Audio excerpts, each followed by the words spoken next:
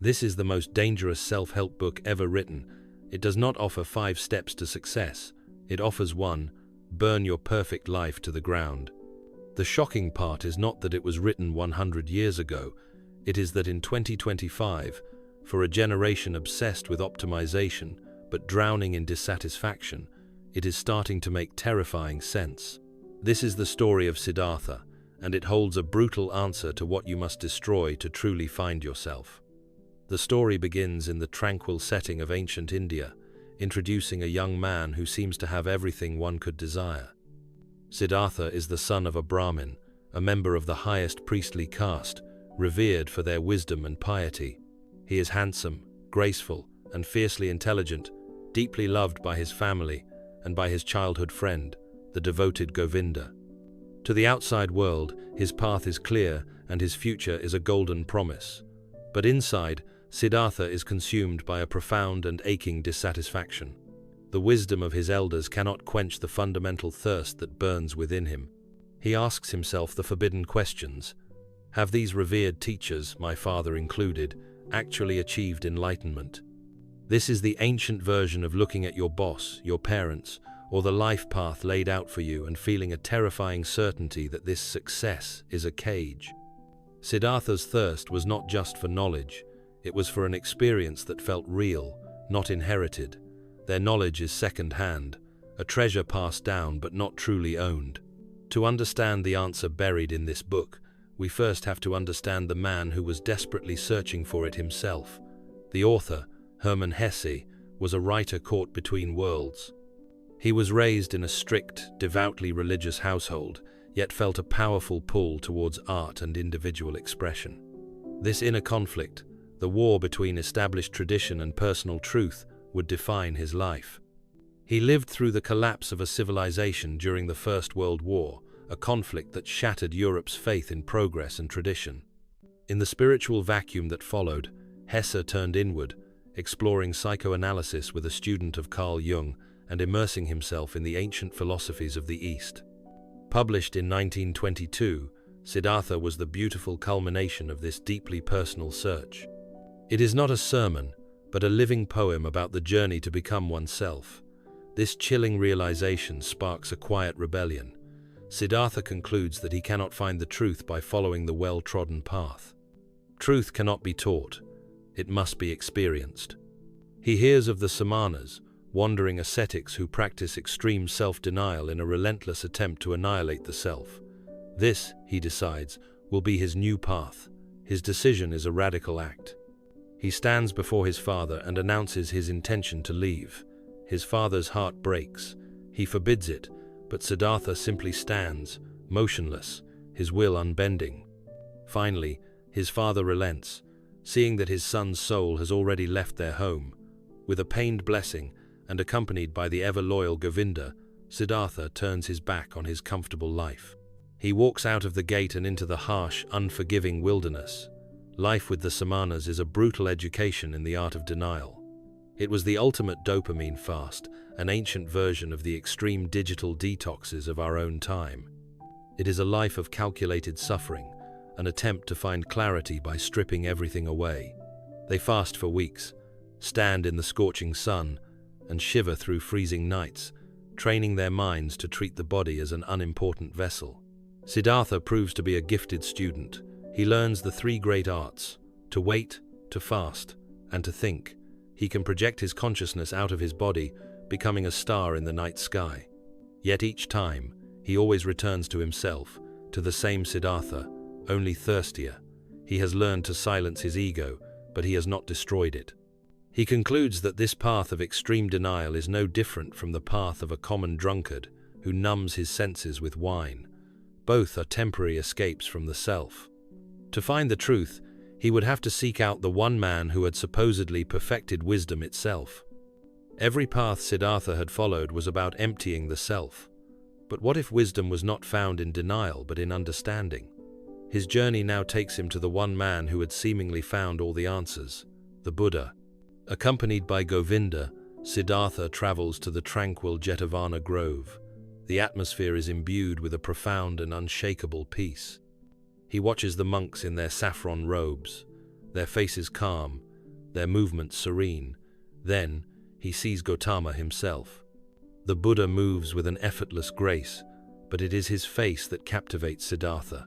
It is a perfect portrait of enlightened stillness, and on it, a smile of deep, compassionate understanding. It is a smile of someone who is not trying to be happy, but simply is. A smile of perfect, unshakable peace.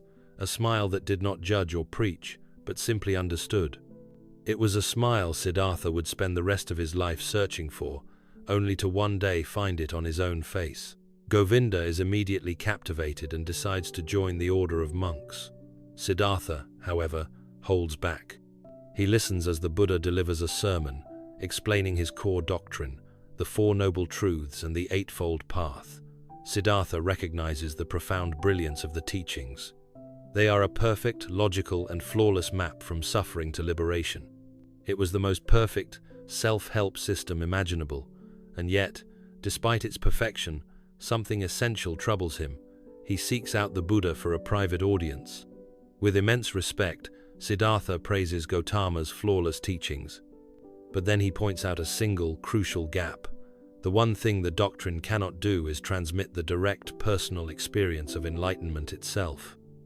That singular moment of awakening, Siddhartha argues, is what the Buddha himself experienced, alone, under the Bodhi tree. It was an experience beyond words, beyond doctrine. Siddhartha knows with unshakable certainty that he cannot find his own salvation by following another's path, not even the path of the most perfect being on earth. Gautama listens with that same serene smile. He gently warns Siddhartha against being too clever, but he does not argue. This conversation is Siddhartha's true declaration of independence. He has rejected tradition, self-denial, and now, perfect doctrine. He is utterly alone. As Siddhartha walks away from the Jetavana grove, leaving Govinda behind, the world feels brand new. For the first time, he is not following a teacher or a set of rules. He is free. He looks at the sun, the trees, the sky, and sees them with a startling clarity, as if for the first time. He sees them not as an illusion to be transcended, but as beautiful, vibrant, and deeply real. At that moment, another kind of awakening happens. He is no longer a seeker of doctrine. He is simply himself. He decides that his new teacher will be the world itself, and his new method will be to experience everything he has so far denied. The path to the spirit, he now believes, lies not in escaping the self, but in exploring it completely. He had rejected the comfort of doctrine and the guidance of the enlightened one. Now, with the world as his only teacher, Siddhartha was about to learn that the path to the spirit could lead directly through the flesh. For years, Siddhartha had trained his mind to reject the world of the senses. Now, he would embrace it completely. His journey takes him toward a bustling city. As he approaches, he sees an ornate sedan chair, and within it sits the most beautiful woman he has ever seen. This is Kamala, the most famous courtesan in the city. Siddhartha feels an immediate and powerful pull. He knows she is the one who can teach him the arts of love. He follows her to her home, approaching her with the focused intent of a student. Kamala is intrigued by this intense ascetic. She sees the fire in his eyes, but also his comical ignorance of worldly things. She agrees to be his teacher, but only if he can come to her as a rich man. It is a challenge, and Siddhartha accepts. To earn the wealth he needs, Kamala introduces him to Kamaswami, the city's richest merchant.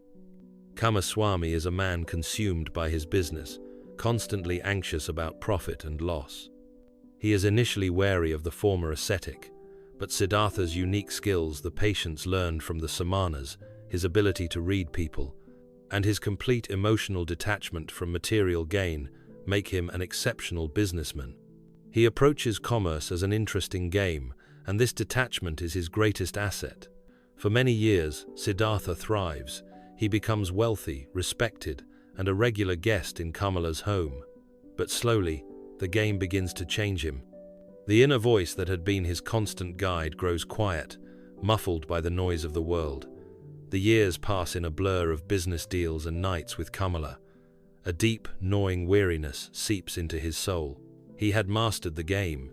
His portfolio grew, his social status climbed, but his soul was shrinking. It is the same spiritual burnout we see in 2025, the person with the perfect LinkedIn profile who doom scrolls at 3 a.m., feeling nothing. Siddhartha learned that you can gain the whole world, and the only thing you have to show for it is the cage you built for yourself. He has mastered the world of the senses, but in doing so, has become its most miserable prisoner. The breaking point arrives one night. He has a powerful, disturbing dream. He finds the rare songbird that Kamala keeps in a golden cage lying dead.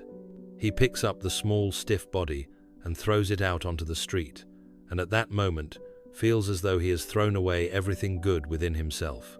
He awakens in a state of cold horror. The dead bird is his own soul. He is filled with a profound disgust for the man he has become. That night, without saying goodbye, he walks out of the city. He had fled the world of thought for the world of the senses, only to find himself more lost than ever. At his lowest point, standing at the edge of a river, he saw only one escape. He had gained the entire world, and in doing so, had lost himself completely. At the edge of the river, convinced his journey was a failure, he was about to end it all until a single sound saved him. Standing by the flowing water, Siddhartha is overwhelmed by a wave of spiritual nausea. He sees his entire life as a foolish, meaningless spiral. He felt a deep, chilling certainty that his life was irreparable. He inches toward the water's edge, drawn to oblivion. But just as he is about to surrender, a sound emanates from the forgotten depths of his soul. Om. It is the sound of perfection, the vibration of the universe itself. As he focuses on this sound, the foolishness of his suicidal thoughts becomes starkly clear. His tormented self seems to dissolve, and a profound, dreamless peace settles upon him. He collapses and falls into a deep, healing sleep. When he awakens, he feels utterly reborn.